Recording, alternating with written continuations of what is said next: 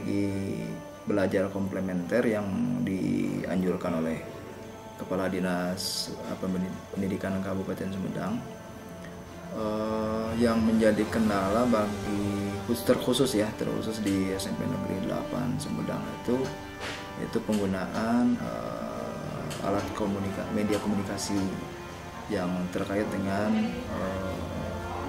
jaringan itu. Satu, kepemilikan alat komunikasi itu tidak mencapai 50% gitu. Kalau yang kedua, kalaupun 50% itu satu HP itu digunakan bersama gitu, oleh orang tuanya, oleh kakaknya, oleh adiknya, oleh istrinya dan sebagainya gitu. Sehingga banyak keluhan dari siswa itu yang di SMP 8, Bu, HP-nya itu dipinjam sama kakak dulu karena kakak juga banyak tugas, jadi sementara saya tidak bisa mengerjakan tugas yang diberikan oleh ibu gitu.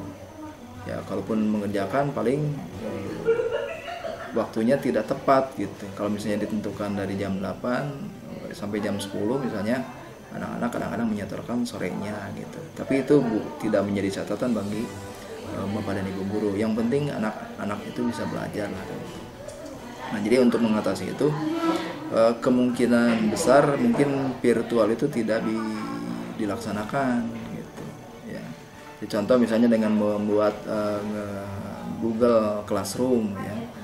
Itu dari sekian banyak anak itu paling ya hanya 10 orang lah, bahkan ada yang 4 orang gitu.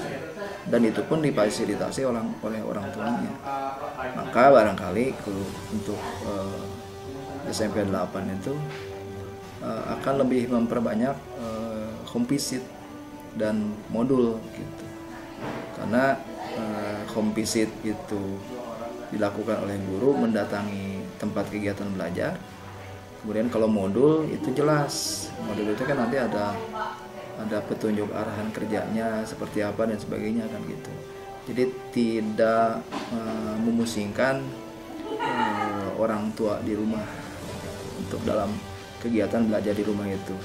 Nah, selain itu khusus untuk di SMP 8 kami itu membuat sebuah buku ya yang disebut dengan buku catatan bimbingan konsultasi pembiasaan kegiatan siswa di SMP Negeri 8. Ya, jadi buku ini nanti bakal mencatat 5 kegiatan.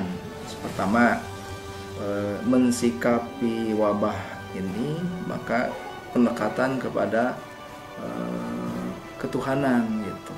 Jadi bagaimana siswa meningkat ibadahnya karena belajar selalu di rumah. Yang kedua, ajang untuk membantu orang tua gitu. Jadi di sini ada catatan ya. Jadi bagaimana nanti si siswa itu membantu orang tua. Di antaranya kan ada momen untuk menyapu halaman, mengepel, mencuci piring, mencuci pakaian, memasak, menyiram tanaman, membersihkan halaman, atau mungkin hal-hal lainnya. Mungkin misalnya ya membereskan tempat tidur, bekas tidurnya gitu dan sebagainya gitu. Nah, terus yang ketiga, aktivitas belajar ya. Aktivitas belajarnya. Jadi aktivitas belajar jadi semacam misalnya penggunaan metode media sosial ya. Jadi nanti kan dengan grup WA nanti anak itu dapat tugas dari guru, kemudian anak mengerjakan dan kemudian distorkan tugasnya itu kepada guru. Nah, terus yang keempat, di situ ada kegiatan olahraga di sini catatan itu ya. Jadi kan untuk menghadapi wabah penyakit ini kan si peserta didik harus sehat. Salah satu caranya tadi adalah untuk sehat itu dengan rajin berolahraga. Nah, kemudian yang terakhir itu adalah aktivitas di sanitasi dan kesehatan. Jadi bagaimana membiasakan cuci tangan, kemudian menggunakan hand sanitizer, masker, mandi, cuci kakus dan sebagainya.